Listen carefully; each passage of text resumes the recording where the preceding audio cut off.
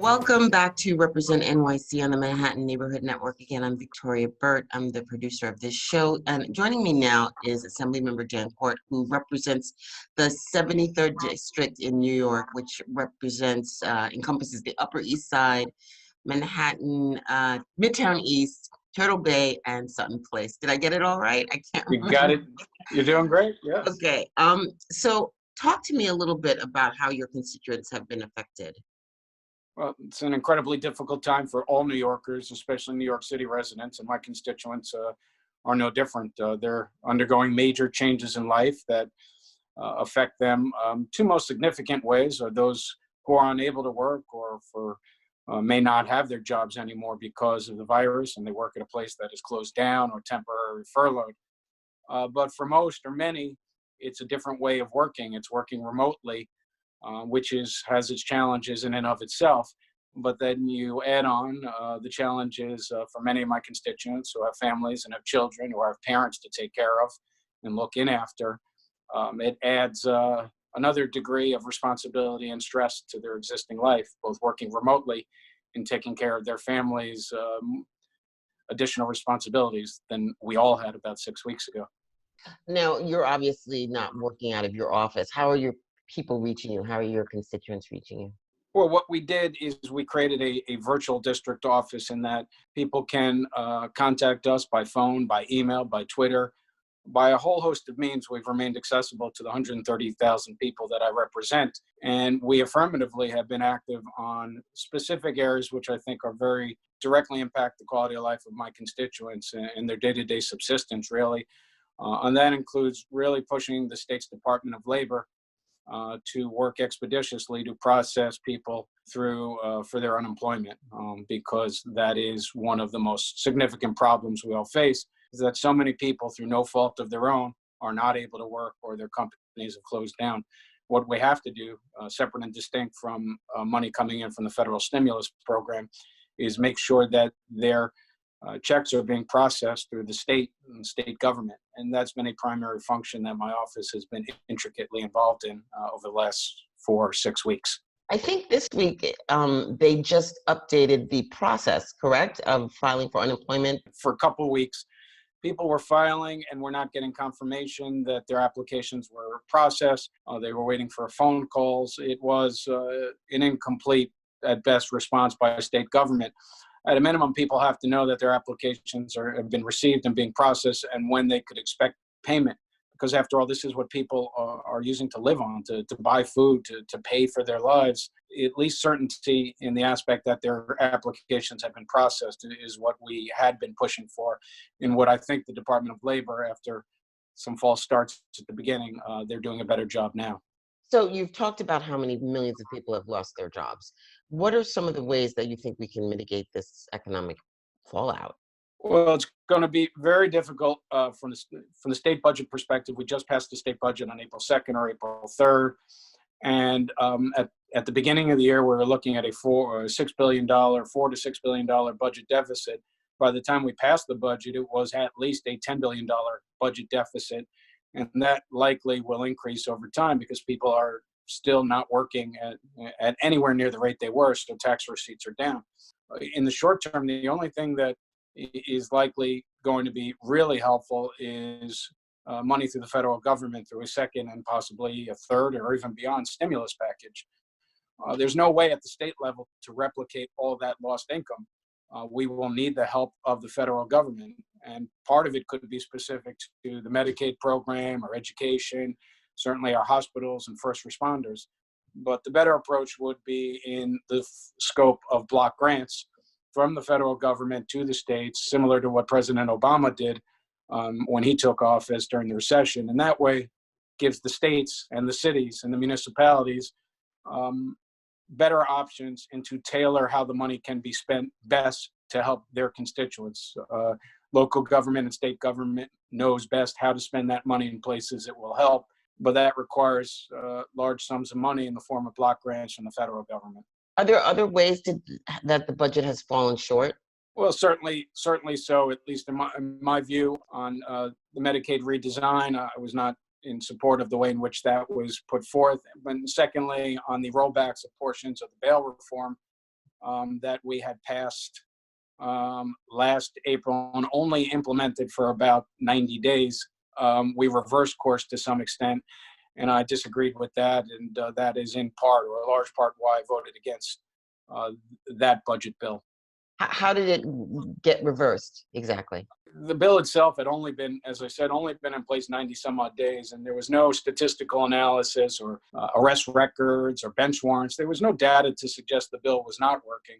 What there was a political agenda by coming from certain areas to reverse course on, in my view, have a more carceral approach to pretrial incarceration, essentially locking up more people pretrial based upon presumptions about who they are and what they did, and they being dangerous. Luckily and thankfully, we were able to not accept the concept of dangerousness into our bail laws. But what did come forth was the expansion of categories that are now bail eligible. I think between 12 and 14 new charges that are now bail eligible, and also a new element of probations for those who are on probation. If they engage in conduct that leads to the arrest, even based upon a misdemeanor, they would be eligible to bail. So I thought that was that clearly was a broadening of the scope of those who were going to incarcerate.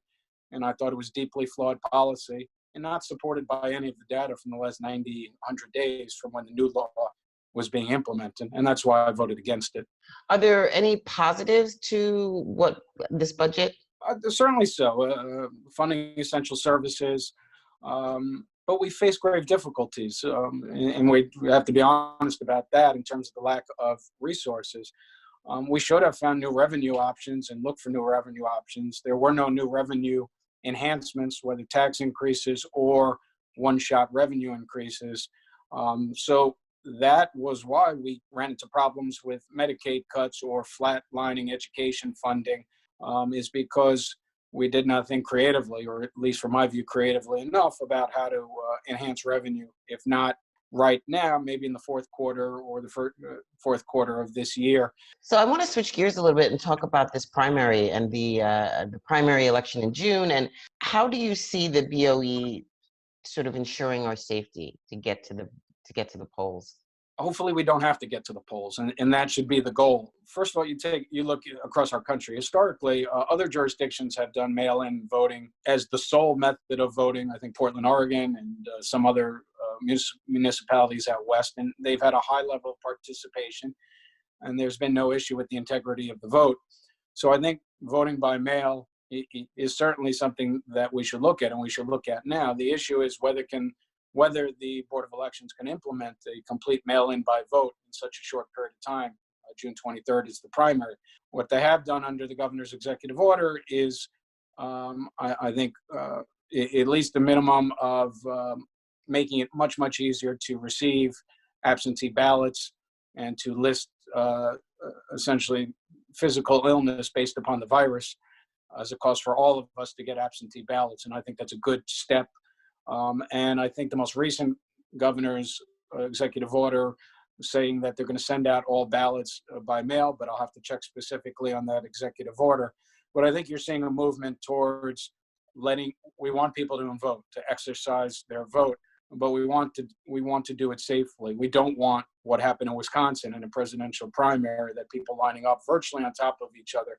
One, it's not safe, and two, you have extreme low voter turnout. So I think it's incumbent upon all of us in the next several weeks to work with the BOE, with the governor's executive order, to make sure as many people have their ballots as possible within 45 days of the election day, so they can vote safely, and that would be at home. And if the polls are open, and if pause has been sort of lifted or is beginning to be lifted, I mean, shouldn't they have the option to go to the polls if they want to? And they should, and they will. With masks, obviously. With masks and gloves, right, and social distancing, and we'll have right, maybe early voting to even spread out those individuals who want to vote in person. But we can dissipate the numbers of those who yeah, vote in line, whether early voting or on the date of the election, by making voting by mail through absentee ballots as easy as possible. And I think a great many of my constituents, I hope they avail themselves of voting by mail. rather than the other option of voting in person. So it's something interesting. You wrote a letter to the WeWork CEO asking him to close the spaces. Tell me a little bit about what motivated you to do that. Well, we were getting complaints from constituents who either worked at the WeWork space who brought it to our attention that WeWorks was trying to claim essential status to fit within the governor's executive order so that they continue to operate as they were before the crisis came about.